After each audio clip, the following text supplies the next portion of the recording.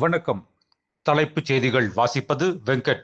காரைக்குடியில் வேளாண்மை கல்லூரி, சட்டக் கல்லூரி, மினி டைட்டில் பூங்கா உள்ளிட்ட ரூபாய் 2777.92 கோடி மதிப்பிலான 49 முடிவுற்ற திட்டப்பணிகள் முதல்வர் மு.க.ஸ்டாலின் திறந்து வைத்தார். அரசியல் கட்சிகளின் ரோடு ஷோ, பொதுக்கூட்டங்களை முறைப்படுத்த தமிழக அரசு வெளியிட்ட வழிகாட்டு நெறிமுறைகளை ரத்து செய்து புதிய நெறிமுறைகளை வகுக்க வேண்டும். த.வி.க. சார்பில் சென்னை உயர்நீதிமன்றத்தில் வழக்கு. நாடாளுமன்றத்தில் பட்ஜெட் நிதியமைச்சர் நிர்மலா சீதாராமன் 9வது முறையாக இன்று தாக்கல் செய்கிறார். தேசிய ஜனநாயக கூட்டணி தேர்தல் பிரச்சாரத்தில் கூடிய கூட்டத்தை பார்த்து திராவிட மாடல் அரசு பதற்றத்தில் உள்ளது. பாஜக தேசிய மகளிர் அணி தலைவரும் எம்எல்ஏவுமான வானதி சீனிவாசன் விமர்சனம்.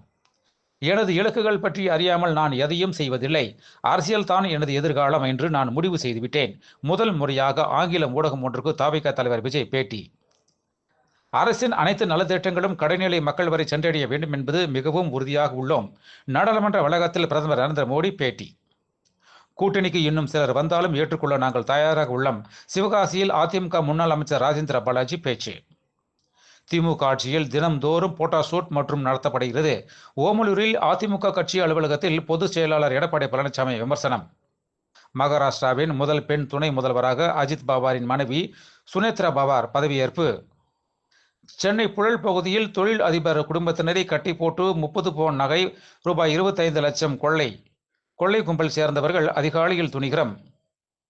டபுள் என்ஜின் மாநிலங்கள் எல்லாம் வேகமான வளர்ச்சியை அடைந்து கொண்டிருக்கிறது. எல் முருகன் பெருமிதம். மயில்சாமி, அண்ணாதுரை, நாராயணன் போன்ற ஆளுமைகள் தமிழகம் முழுவதும் அதிகம் உருவாக வேண்டும். பள்ளி கல்வித்துறை அமைச்சர் அன்பில் மகேஷ் பேச்சு. மேலும் விரிவான செய்திகளுக்கு அரசியல் ராஜ்யம் மின் இதழை படியுங்கள். நன்றி, வணக்கம்.